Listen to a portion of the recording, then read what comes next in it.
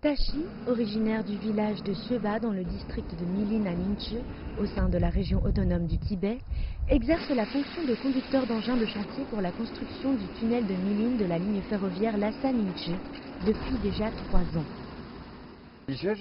Auparavant, je n'avais aucune compétence professionnelle.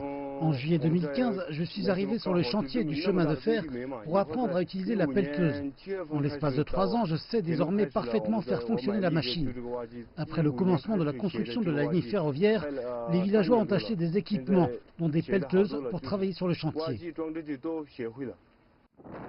Situé dans les hautes montagnes de la vallée tibétaine méridionale, entre les monts Nyingchen Tangla et l'Himalaya, sur le plateau Qingha Tibet, le chantier du tunnel de Milin constitue un tronçon important de la ligne ferroviaire reliant Lhasa à Ningxi. Le projet principal de notre section est à présent complètement achevé. Nous sommes maintenant en train de poursuivre les travaux auxiliaires. Nous prévoyons de terminer la construction de l'intégralité du tunnel dans 3 mois. Environ 90% de la construction du chemin de fer reliant Lhasa à Ningxi se fait à plus de 3000 mètres d'altitude. La mise en service de cette ligne ferroviaire est prévue en 2021 et permettra d'effectuer le trajet Lhasa-Ningxi en seulement 3 heures. La construction du chemin de fer Lhasa-Ningxi a également permis la création de nombreux emplois en exploitant les ressources locales. Le village de Xueba a notamment fondé la société d'exploitation de sable et de gravier Milin Tongfu. Outre les salaires que gagnent les villageois, la société permet également à chacun de leurs foyers d'obtenir un pourcentage des bénéfices de l'entreprise.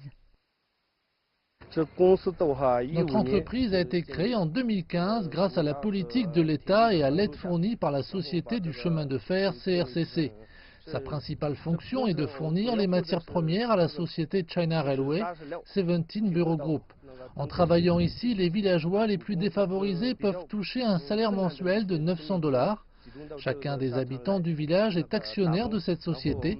Les bénéfices de l'entreprise sont partagés entre les villageois et chaque foyer peut obtenir environ 15 000 $ par an. Au cours de ces dernières années, la région autonome du Tibet a accéléré la construction d'infrastructures afin de promouvoir le développement économique et social de la région. Pour des villageois comme Tashi et Norbu, l'expérience professionnelle et les compétences acquises leur permettent d'envisager une carrière dans le domaine de la construction. Pour eux, ce n'est que le début d'un avenir plein d'opportunités.